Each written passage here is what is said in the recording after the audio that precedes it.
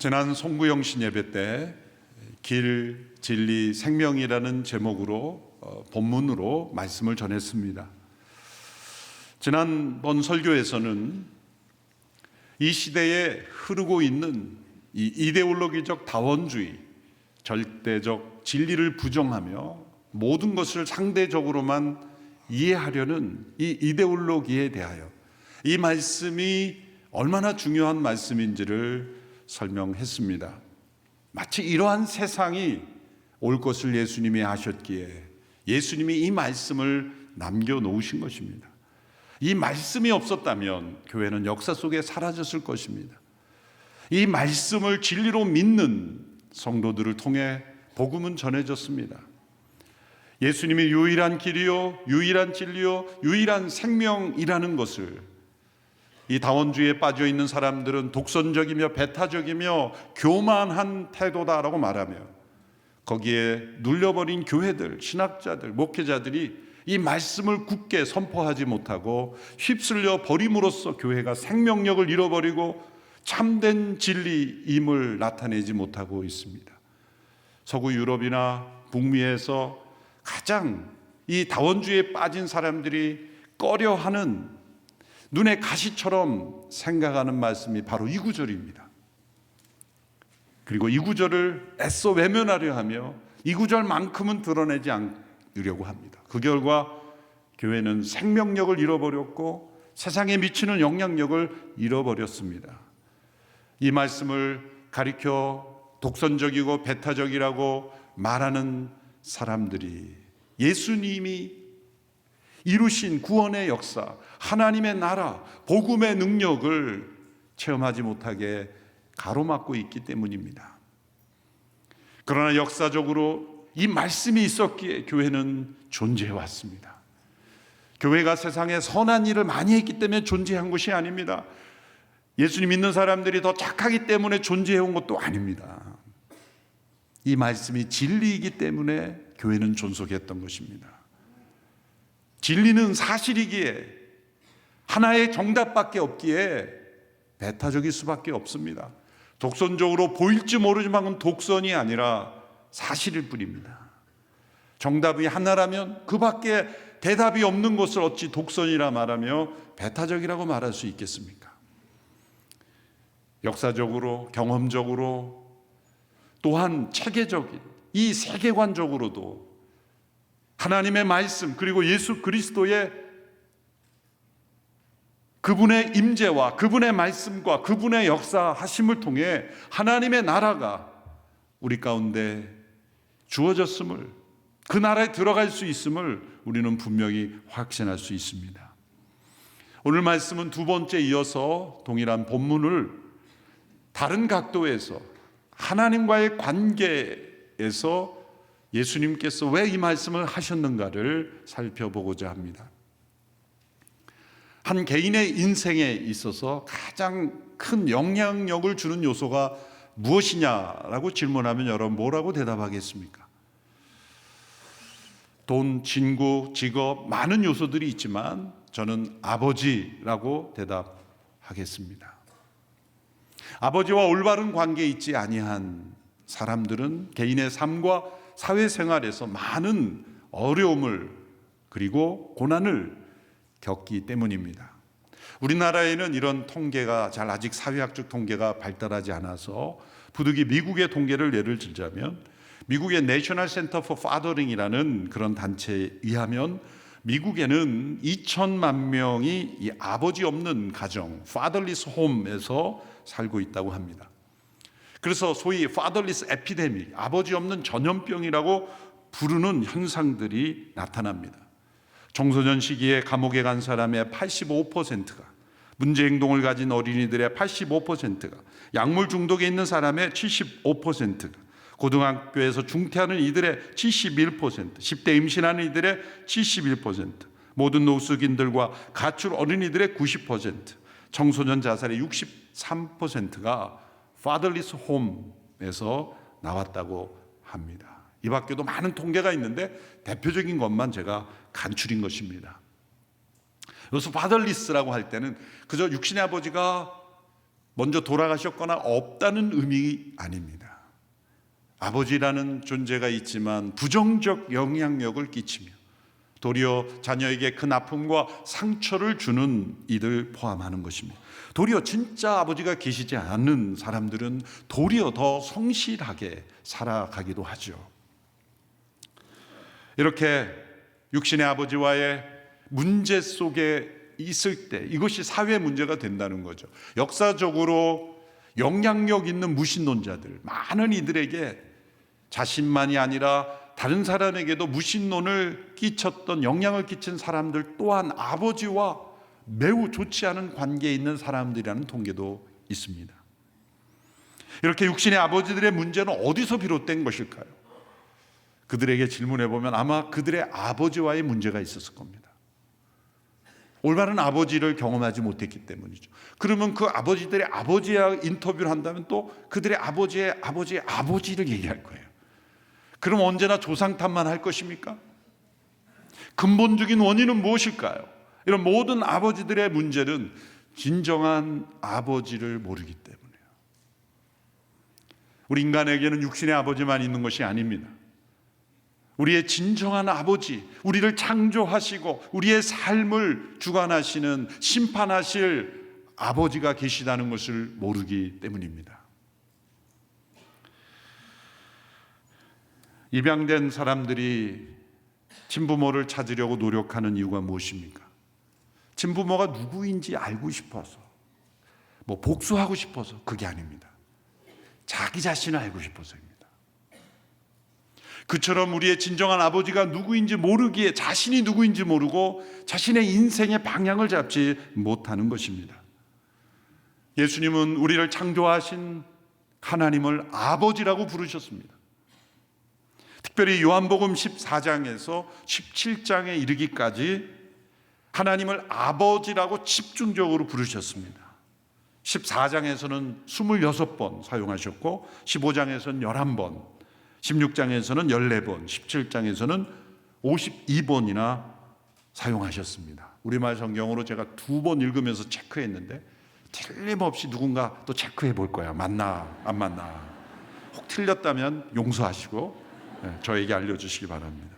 이 4장에서 총 103번이나 사용하셔서 엄청나게 많은 사용을 하신 거예요. 한 구절에 3-4번 사용하신 구절도 있어요. 하나님을 계속 아버지라고 부르며 강조하신 이유가 무엇일까요? 그것은 온 인류가, 사람들이 그 하나님을 알기를 원하셨고 그 아버지를 소개해 주기 원하셨고 그 아버지와의 바른 관계가 우리 모든 삶의 문제의 근원이라는 걸 알려주셨고 예수님이 어떤 분인지를 알려주셨고 예수님이 이 땅에 오셔서 행하시는 일이 무엇인지를 알려주시기 위해서 이 아버지를 계속 언급하신 거예요.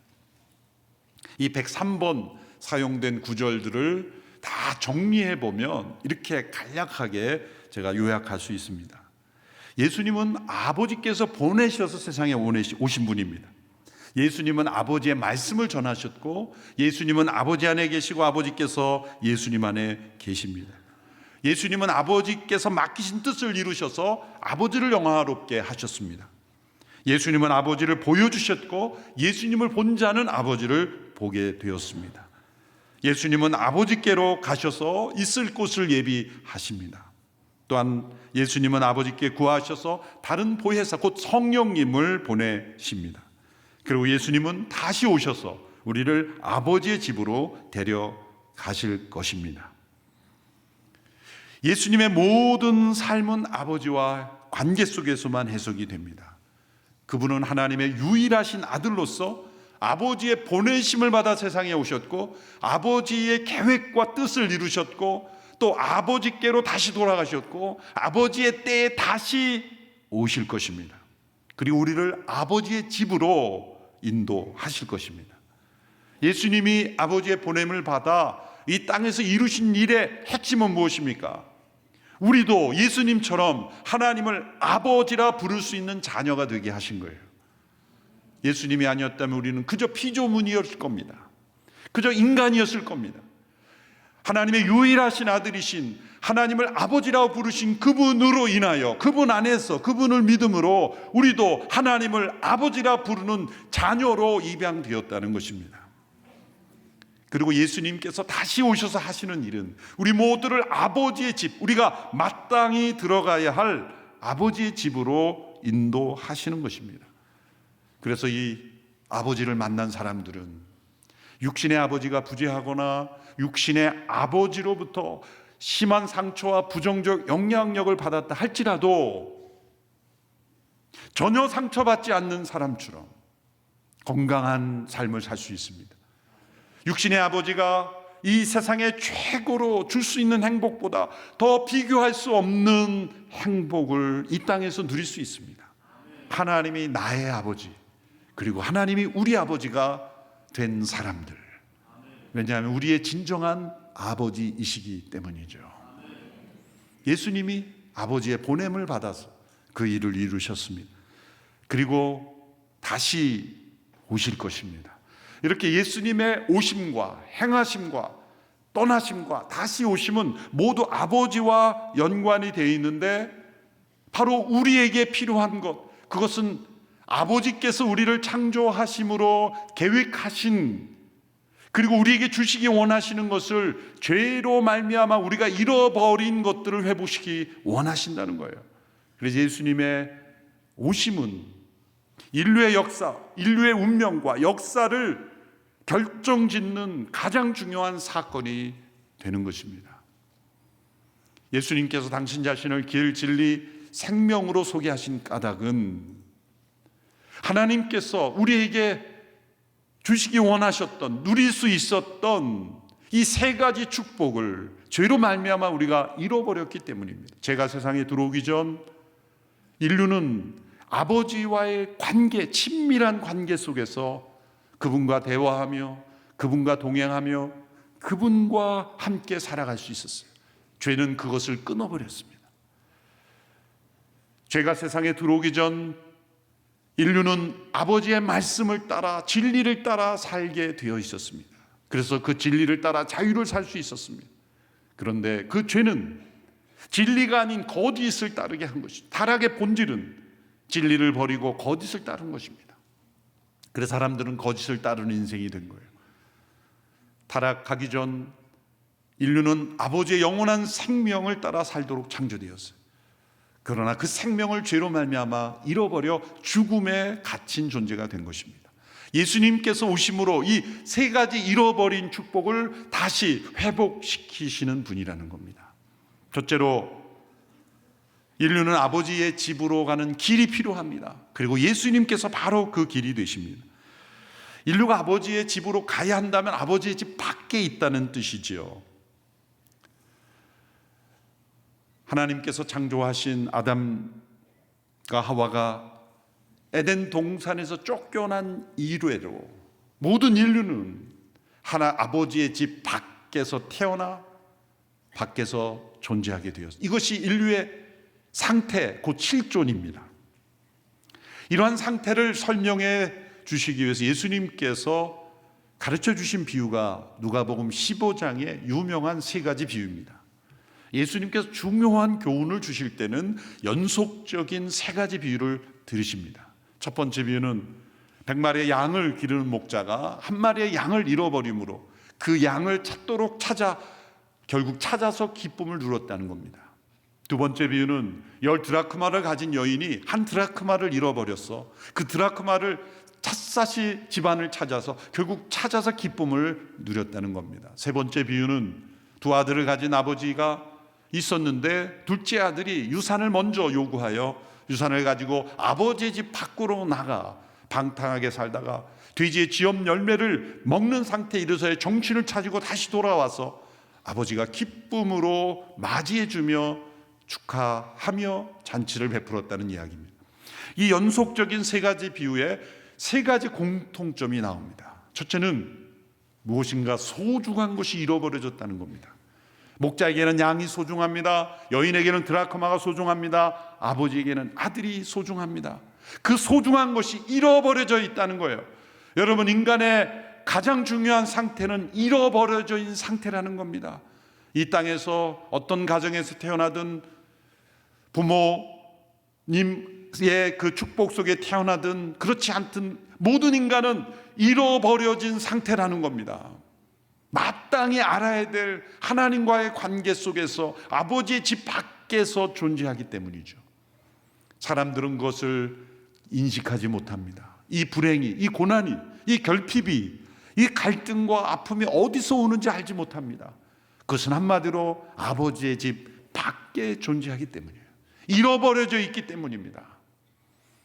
두 번째 공통점은 그 잃어버려진 것이 소중한 만큼 찾게 되어 있다는 겁니다. 목자는 99마리의 양을 두고 한 마리를 찾도록 찾았습니다. 찾고서 그 양을 어깨에 메고 기뻐 돌아왔다. 여러분, 양이 얼마나 냄새가 납니까? 그것을 어깨에 메도 그 더러운 냄새가 더럽게 여겨지지 않는 목자의 기쁨. 한 드라크마를 찾아서 이제 기쁨을 나누는 그 여인, 그리고 집을 나간 아들을 기다리되 언제 돌아와도 기쁨으로 맞이할 수 있는 용서로 기다리는 아버지의 마음, 소중히 여기는 만큼 찾고 또 기다리는 것입니다. 앞에 두 비유가 계속 찾는 것이고 마지막 기다리는 거죠. 그리고 결국 세 번째 공동점은 모두가 다 기뻐했다는 거예요. 우리 하나님은 바로 이러한 목자처럼, 이 여인처럼, 이 아버지처럼 잃어버려진 인류를 찾으시는 하나님이십니다. 잃어버린 양을 찾으시는 목자요, 잃어버린 드라크마를 찾는 여인처럼, 또 집을 나간 아들을 기다리는 아버지처럼 찾고 또 기다리시는 분이십니다. 그래서 예수님이 오신 겁니다. 아버지 하나님은 우리에게 천국에 한번 노력해서 올라와 봐라가 아니라 그 천국을 그 아들과 함께 우리에게 주셨습니다. 유일하신 아들이 세상에 오셨습니다. 그 이유는 우리를 찾아오신 겁니다. 육신이 되어 오셨습니다.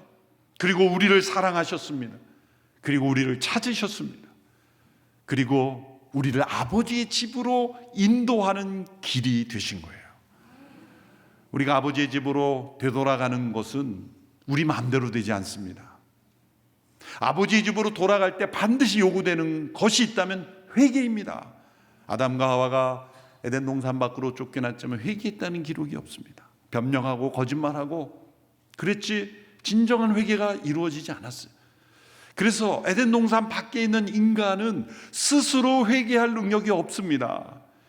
내가 좀 반성하고 내가 좀 돌이켜야 되겠다, 내가 뭔가 잘못됐으니 개선해야 되겠다는 생각까지는 할지라도 근본적으로 우리 자신의 능력으로 하나님께로 돌아갈 능력은 없어요. 그래서 예수님이 오셔야만 합니다. 예수님이 십자가를 지신 것, 그 십자가의 죽음이 이루신 것은 우리로 하여금 회개가 가능하게 하신 길이 되신 거예요. 왜냐하면 예수님의 십자가의 죽음을 우리가 믿음으로 받아들일 때 아버지의 집에 절대로 들어가지 못하는 것이 타락한 우리의 옛사람이에요. 그 옛사람을 죽이고 들어가야 돼요. 그런데 우리가 들어가야 되잖아요. 그 길이 십자가입니다. 우리의 옛사람은 십자가에 죽어 성령으로 거듭난 새 사람만 그 집으로 들어갈 수 있어요. 이 딜레마를 어떻게 해결할 수 있습니까? 예수님의 십자가를 믿는 모든 이들의 옛사람을 십자가에서 함께 못 박아 죽게 하시고 거듭난 새 사람이 들어갈 수 있게 하는 길은 오직 예수님의 십자가밖에 없는 겁니다.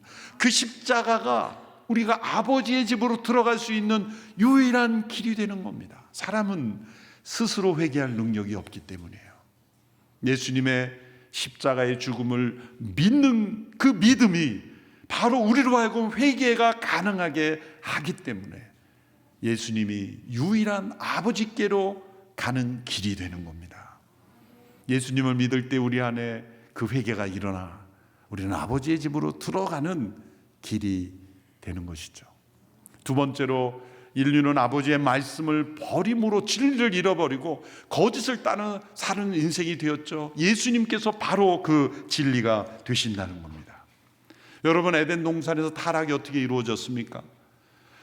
금지된 열매를 먹는 날에는 정령 죽으리라 하신 그 하나님의 말씀을 버리고 결코 죽지 아니하리라는 사단의 거짓말을 믿음으로 받아들일 때 타락이 일어났죠. 타락의 본질은 무엇입니까? 진리를 버리고 거짓을 믿는 겁니다. 그로 인하여 죄 가운데 있는 모든 인류는 진리보다 거짓을 더 쉽게 믿습니다.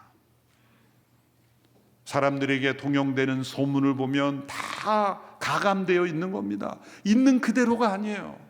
자기가 직접 보고 들은 것, 직접 확인하는 것 외에 누군가를 통해 듣는 것은 다 부풀려지거나 축소된 것입니다.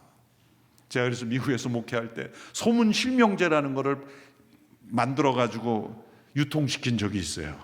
그게 뭐냐면 회의를 하거나 대화할 때 누가 이렇다더라 그러면 누가 말했는지 이름표가 없으면 거짓말로 여기라. 왜냐하면 누가 이랬다다 저랬다 그러면서 막 소문이 부풀려져 가지고 서로 상처 입고 힘들어하고 말이죠. 그래서 소문 실명제를 선포했더니 소문이 쫙 가라앉는. 회의를 할 때도 누가 이렇다다 누구 얘기입니까? 얘기할 수 없으면 얘기하지 마십시오. 이렇다던데 그런 건 부정확합니다. 자신이 직접 보고 들은 것만 얘기합시다. 그렇게 문화를 바꾸려고 했던 적도 있습니다. 여전히 유효합니다. 여러분 요즘 시대를 보면 요즘 나오는 용어가 뭔지 아십니까? 포스트 트루스라는 단어 혹시 들어보셨을 거예요. 탈진실의 시대. 정말입니다. 어떤 사실이 드러났음에도 믿지 않는 거예요. 어떤 사건이 있어요. 이런 문제가 있다. 객관적인 팩트가 나왔는데도 나는 사실이라고 믿지 않아. 그럼 끝이에요. 여러분 이 현상이 소위 포스트루스라는 시대예요. 탈진실의 시대. 너무나 놀랍지 않습니까? 우리가 잘 아는 어떤 시중의 사건도 분명히 객관적으로 사실이 다 드러났음에도 사람들은 그렇게 믿지 않는다는 거예요. 이걸 어떻게 설명할까요? 한마디로 진리를 버리고 거짓을 따르는 겁니다. 그게 문화가 된 거예요. 그게 여론으로도 형성이 돼요. 이것은 타락한 인간의 이 죄성이 이제는 갈수록 극에 다른 거예요. 객관적으로 나타난 사실조차도 받아들이지 않는 시대가 된다면 어디에 소망이 있겠습니까? 이것은 진리를 잃어버리고 거짓을 따르는 타락의 막바지에 도달했다고밖에 볼 수 없어요. 송무영 신 예배 때 말씀드린 이데올로기적 다원주의의 거짓말을 우리가 알아야 된다 그러잖아요. 모든 사람들이 받아들여야 될 절대적인 권위를 가진 진리는 없다고 말하면서 자신들의 이 주장은 절대적이라는 거예요. 이 거짓말을 좀 간파해 줬으면 좋겠어요. 아직도 제가 드리는 이 말이 무슨 말인지 못 알아듣는 분들이 아직도 계세요. 모든 성도들이 깨달을 때까지 저는 계속 반복할 거예요. 말할 필요가 없을 때까지. 모든 사람들이 절대적으로 받아들여야 될 권위를 가진 진리는 없다라고 말하면서 이 주장은 절대적이라고 말하는 거예요. 얼마나 무서운 거짓말입니까? 이런 거짓말을 가지고 이제는 이성과 과학도 다 무시해버리고 객관적인 사실도 다 부정해버리는 거짓의 시대로 접어들고 있는 거예요. 소위 포스트 트루스 시대. 사람들에게 필요한 건 진리예요. 그런데 진리라는 말 자체도 싫어해요. 진리를 그냥 진리는 자기가 옳다고 느끼는 것이 진리라는, 어떻게 자기가 느끼는 게 진리가 될 수 있어요? 자기의 느낌과 상관없이 자기가 좋게 여기던 나쁘게 여기던 진리는 여전히 진리여야 하는 거예요. 그리고 자신의 감정이 따라가야 되는 거지. 내가 싫으면 옳고 그름과 상관없는 거예요. 옳고 그름보다 더 중요한 건 내가 어떻게 느끼느냐가 더 중요한 거예요. 여러분 이것은 매우 위험한 것이고 이것이 말세지말의 증상입니다. 그럼에도 불구하고 사람들 안에는 여전히 옳고 그름에 대한 그림자가 남아있어요. 이것이 바로 윤리의식이라고 말하죠. 이 윤리는 저는 진리의 그림자라고 표현하고 싶어요. 하나님이 우리에게 절대적 진리가 되시는데 그 그림자가 비록 타락하였어도 완전히 진리가 상실되지 않았기에 우리에게 윤리의식이 남아있죠. 여러분 동물들은 윤리의식 가지고 내가 호랑이로 태어났으면 마땅히 어떻게 호랑이로 살아야 될지를 판단해서 잡아먹는 게 아니에요. 개들이 짖는 것은 본능이에요. 낯선 이가 오면 본능인 거예요.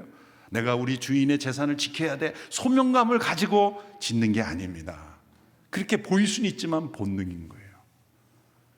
모든 동물들은 다 본능에 충실할 뿐이고, 그것이 하나님의 만드신 지혜가 그 본능 속에 있어서 기가 막힌 본능이 거기에 있는 거예요. 위험을 피하고 더 효율적으로 또 상황에 맞춰서 살아가는. 근데 사람은 보면 정반대입니다. 본능은 이기적이에요. 본능은 윤리를 따라 살기 원치 않아요. 내 마음대로 나를 위해서 내 욕심만 하고 싶은 본능이 가득 찼는데, 뭔가 나를 움직이는 게 있어요. 괴롭히는 게 있어요. 그렇게 살지 않아야 돼. 그렇게 살면 안 되잖아. 뭔가 우리를 사로잡고 괴롭히는 윤리와 양심이 있는 거예요. 본능은 내 마음대로 살고 싶은데 그건 아니잖아. 이건 어디서 온 걸까요? 동물들은 그렇게 살면 안 되잖아가 아니에요. 본능적으로 충실하게 사는데 인간만큼은 본능과 정반대로 살아가게 되어 있어요. 이 윤리의식은 어디서 온 것일까요? 모든 사람들이 가지고 있는 이 윤리의식, 그것은 진리의 그림자예요. 진리를 따라 살아가는 존재이어야 하기 때문입니다. 그것을 잃어버린 거예요. 그 사람들은 그래서 진리란 말을 쓰긴 쓰지만 상대적으로 말하자 각자 옳다고 믿는 것을 진리라고 여기자, 이렇게 진리라는 말을 무너뜨려 버린 거예요. 그래서 가치라는 말을 더 중요하게 생각해요. 다른 사람에게 이것이 진리라고 말해서는 안 된다, 나에게는 진리지만 너에게는 너가 선택해라 라고 말하는 시대가 되어버렸어요.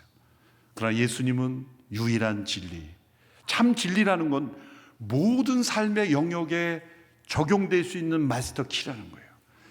예수님을 믿는 사람들은 이 우주와 자연과 개인과 사회와 모든 관계에 있어서 예수님의 말씀, 예수님의 삶, 예수님을 믿는 믿음의 원리는 다 적용이 됩니다. 그리고 올바른 진리를 말씀해 줍니다. 그래서 우리의 조상들, 선배님들은 많이 배우지 못했어요. 그렇지만 그분들에게는 삶의 지혜가 있었던 것은 예수님을 바로 믿는 우리의 믿음의 선배들은 우리보다 훨씬 지혜로웠어요. 오늘 이 시대는 더 많은 정보와 지식을 갖고 있음에도 이렇게 갈등과 다툼이 끊이지 않는 것은 삶의 지혜가 없는 거예요. 옳고 그름을 무너뜨렸기 때문이에요. 왜 유럽과 서구 사회와 이렇게 갈등과 전쟁이 끊이지 않죠? 진리라는 기준을 없애버렸기 때문이에요. 그러니 인종차별이 더 심해지고, 그리고 갈등이 더 증폭되고, 갈수록 사회가 더 극단화되는 이유는 절대적으로 받아들여야 될 진리는 없다고 한 그것이 바로 후폭풍이 되어오는 거예요. 여러분이 이념과 사상의 무서운 것을 우리가 알아야 됩니다. 예수님께서 내가 곧 진리라 말씀하신 거예요. 그분은 말씀이 육신이 된 진리가 살아있는 인격체로 우리 가운데 오신 거예요. 그분은 진리에 대하여 가르치신 분이 아니라 그분이 곧 진리이십니다. 그리고 진리의 영이신 성령님께서 임하셔서 우리는 그 진리를 따라 살아갈 수 있는 진리의 임재가 우리 가운데 있는 것이죠. 우리가 잃어버린 진리를 예수님 안에서 우리는 회복될 수 있습니다. 예수님을 믿으면, 그분 안에 있으면, 그래서 옳고 그름을 분명하게 판단할 수 있습니다. 참과 거짓을 분별할 수 있습니다. 무엇이 옳은 것이고 무엇이 틀린 것인지를 분별할 수 있게 되는 것, 예수님이 유일한 진리이시기 때문입니다. 세 번째로, 인류는 아버지의 생명을 잃어버렸으나 예수님이 그 생명이 되어주십니다. 타락한 아담과 하와를 하나님께서 에덴 동산에서 쫓아내심과 더불어 추가적으로 하신 조치가 있습니다. 그것은 생명나무의 실과를 먹지 못하도록 차단하신 것입니다. 쫓아내셨고 차단하셨어요. 왜 아버지의 집 밖으로, 에덴 동산 밖으로 쫓아낸 그들이 먹지 못하도록 막으셨을까요? 그 생명나무의 실과는 영원하도록 사는 생명의 나무이기 때문입니다. 영원한 생명의 나무의 실과를 먹게 되면 타락한 상태로, 아버지와의 관계가 끊어진 상태로, 진리가 아닌 거짓을 따르는 상태로 영원히 존재하게 될 것이기 때문이에요. 그래서 생명나무의 실과를 먹지 못하도록 하심으로써 죽게 하신 거예요. 그러면 죽게 하신 것은 징벌이지만 한편으로는 은혜인 것은 타락한 상태로 영원히 존재하게 되면 회복의 기회가 없기 때문에 하나님은 차단하신 거예요. 그러나 이제 새하늘과 새 땅, 요한계시록 21장에 보면 생명나무의 실과가 나오죠. 다시 영원토록 우리가 함께 먹게 될 생명나무의 실과가 12그루가 쫙 펼쳐져 있는 것을 회복된 동산에서 보여주셨습니다. 그러면 먹지 못하게 한 것이 은혜인 것이죠. 왜 먹지 못하게 했습니까? 타락한 상태로 영원히 존재하지 않게 하기 위해서. 하나님은 회복을 계획하고 계셨고 구원을 계획하고 계셨기 때문입니다. 신약 성경에 보면 생명을 두 단어로 구분하여 설명합니다. 첫째는 조에라고 하는 영적 생명, 이것은 영원하신 하나님 안에 있는 생명입니다. 두 번째는 자연적 생명, 비오스라고 하는 자연을 의지해야 되는 생물학적 생명을 의미합니다. 타락과 죄는 바로 이 영원하신 생명나무의 실과를 먹음으로 존재하는 이 영원한 생명을 잃어버린 것입니다. 그래서 우리는 자연적 생명, 곧 죽음으로 끝나는 생명의 제한을 받게 된 거예요. 정령 죽으리라 하는 것은 영원한 생명을 잃어버리고 너희가 자연적 생명에 국한된 인생이 될 것이라는 거예요. 그러나 하나님은 거기에서 끝내기를 원치 않으셨고, 하나님은 창세전부터 우리에게 영원한 생명을 회복시켜 주실 계획을 가지고 계셨습니다. 그것은 십자가에서 죽으시고 우리를 대속하신 예수님의 부활하신 그분이 그 부활의 생명을 우리에게 나누어 주심으로 우리가 영원한 생명을 회복하도록 계획하신 것입니다. 예수님이 그래서 부활하심으로 우리에게 생명을 주시는 분이 된 것이고, 성령님께서 그 영원한 생명을 우리에게 배달해 주시는 역할을 하시는 거예요. 예수님을 믿을 때 그 성령님이 내 안에 그 영원한 생명을 전달해 주십니다. 전달해 주세요. 정리해 보면 예수님이 우리가 아버지께로 다시 돌아갈 수 있는 길이 되셨어요. 십자가입니다. 우리가 잃어버렸던 진리, 거짓을 따르는 우리들에게 진리의 영 성령님이 오셔서 우리에게 진리가 되어 주십니다. 성령님이십니다. 그리고 부활의 그 생명이 되셔서 우리에게 아버지의 집에 영원히 거할 그 생명을 우리에게 주시는 부활하신 주님, 그것으로 우리에게 생명이 되셨어요. 예수님이 길이요 진리요 생명이심을 믿는 것, 그것이 우리의 인류와 삶과 역사의 가장 중요한 길임을 우리는 확신해야 합니다. 여러분, 세상 사람들이 이렇게 말합니다. 나는 아무것도 믿지 않습니다. 거짓말입니다. 무엇인가 다 믿고 삽니다. 세상에 어떤 철학을 믿던, 어떤 사업가의 교훈을 믿던, 부모님의 가훈을 믿던 다 믿고 삽니다. 그 사람을 움직이는 믿음이 반드시 있어요. 신념이 있어요.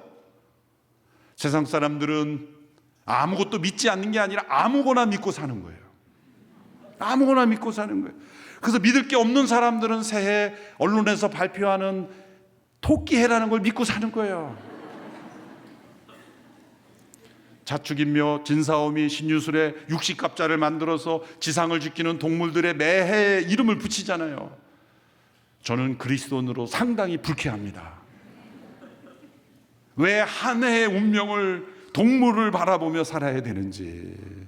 새로운 한 해가 되면 그 해의 디자인은 모두 그 동물로 도배가 되잖아요. 이제는 사람기도 막 길게 만들어 놓고 말이죠. 아무거나 믿으니까 동물 바라보고 토끼는 어떻게 살았나 묵상하며 한 해를 사는 인생. 도대체 인간이 왜 그래야 되는 거예요? 토끼를 의지하며 한 해를 살 겁니까, 여러분? 토끼의 해, 토끼처럼 뛰어다니며 사십시오. 얼마나 비참한 인생이에요. 60갑자를 의지해서 한 해를 규정하는 이 세상의 문화를 보면 얼마나 믿을 게 없으면 동물을 믿고 한 해를 삽니까? 아이, 세상은 그럴 수도 있죠. 그렇지 않습니다. 그게 우리의 세계관을 형성하고 우리의 생각을 생각하고, 토끼만 보면 올 한 해 뭔가 빌어야 될 것 같고 무서운 겁니다. 여러분, 믿음의 사람이니까 그걸 보고 괜찮지, 안 믿는 사람들은 올 한 해 토끼 보며 절하는 사람도 있을 거예요. 아무거나 믿는 겁니다. 아무거나. 예수님이 길이요 진리요 생명이심을 믿는 것은 배타적이요 독선적이라 말하면서 믿을 게 없으니까 아무거나 믿는 거예요. 여러분, 우리는 아무거나 믿는 인생이 아닙니다. 역사적으로 검증되고 반드시 그러한 진리를 우리는 믿는 것이고, 이 말씀이 진리이기에 교회는 존속되었고, 그리고 이 말씀을 진리로 믿는 믿음의 사람 공동체가 생명력이 있었습니다. 서구 유럽 교회가 무너진 것은 이 말씀을 버렸기 때문이에요. 그래서 제가 올 한 해 이 말씀을 붙잡고 온누리교회가 일어나고, 이 말씀을 붙잡고 한국교회가 일어나야 이 이데올로기적 다원주의를 우리가 이기고 우리가 승리할 수 있다는 것입니다. 그리고 이 말씀을 전해야 되죠. 예수님이 유일한 길과 진리와 생명이심을 온 세상에 전해야 우리는 하나님 나라가 승리하는 것을 경험할 수 있습니다. 선교가 바로 이 말씀을 전하는 것, 그것을 잊지 않고 우리가 함께 힘있게 헌신하는 한 해가 되기를 축원합니다. 기도하겠습니다. 하나님 아버지, 예수님이 길과 진리와 생명 되심을 믿습니다. 이를 확신하고 또 헌신하여 전하는 온누리교회 모든 성도들 되게 하시고, 이 말씀을 삶 속에서 체험하는 한 해 되게 하여 주시옵소서. 예수님의 이름으로 기도합니다.